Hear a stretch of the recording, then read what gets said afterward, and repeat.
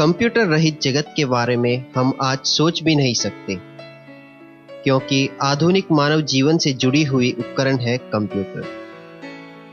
यदि पहिए का आविष्कार ने आदि मानव जीवन में बदलाव लाया है, तो कंप्यूटर का आविष्कार आधुनिक मानव के जीवन में बहुत बड़ा बदलाव का कारण बना। आज कंप्यूटर मनुष्य का करीबी दोस्त बन गया है।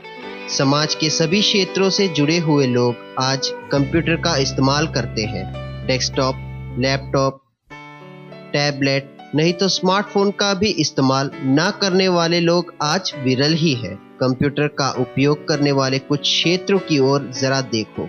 Aviation, banking, education, automobile, hospitality, entertainment, defence, supermarket आदि समाज के सभी क्षेत्रों में इसका इस्तेमाल किया जाता है। कंप्यूटर का इतिहास बहुत पुराना है।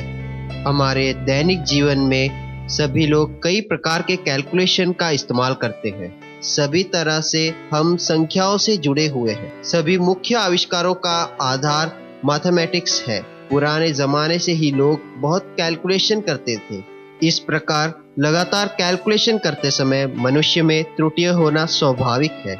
इसीलिए उस जमाने में ही गिनती के लिए कई उपकरणों का परीक्षण किया जाता था। उन आविष्कारों में प्रमुख है अबाकस। मानव के कैलकुलेशन में एक मददगार था अबाकस। शायद इसे हम पहला कंप्यूटर मान सकते हैं। इसी प्रकार के कई उपकरण उस जमाने में लोग बनाते थे, लेकिन ये सब यांत्रिक सामग्री थी। कंप्यूटर के पिता चार्ल्स बाबेज है। उनके एनालिटिक इंजन या एनालॉग कंप्यूटर में आज के कंप्यूटर जैसा इनपुट, आउटपुट, मेमोरी आदि भाग थे। इलेक्ट्रॉनिक का क्षेत्र विस्तृत होने पर अनेक नए आविष्कार भी हुए। इसमें प्रमुख है वैक्यूम ट्यूब। इसके आविष्कार से कंप्यूटर के रूप, रेखा और निर्माण में बड़े बदलाव आए। इलेक्ट्रॉनिक्स कंप्यूटर का उदय इस बदलाव से है। कंप्यूटरों का यह बदलाव कई पीढ़ियों का है। इसमें प्रथम श्रेणी में आने वाले एनियाक, यूनिवाक आदि बहुत बड़े और वजन के थे। ये लगभग एक मकान तक बड़ा था। इसमें एनियाक कंप्यूटर की बड़ाई 1800 स्क्वायर फीट, बोझ 30 टन था।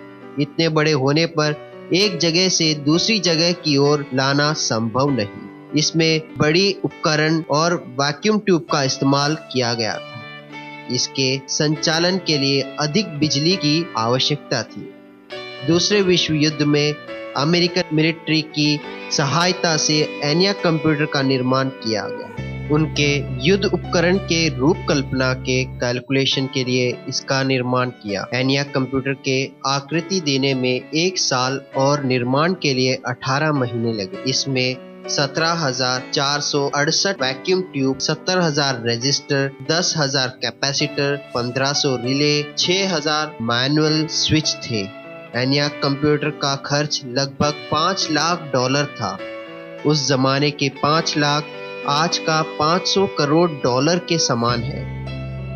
ट्रांजिस्टरों का आविष्कार दूसरी श्रेणी के कंप्यूटरों के निर्माण को राह दिया। वैक्यूम ट्यूब के बदले ट्रांजिस्टर का प्रयोग करके इस कंप्यूटर का निर्माण हुआ।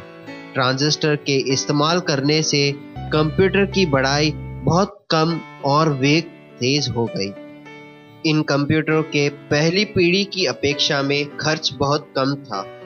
1953 में मैनचेस्टर विश्वविद्यालय ने पहला ट्रांजिस्टर कंप्यूटर का निर्माण किया। ट्रांजिस्टर का इस्तेमाल करने वाला लोकप्रिय कंप्यूटर था IBM 1401।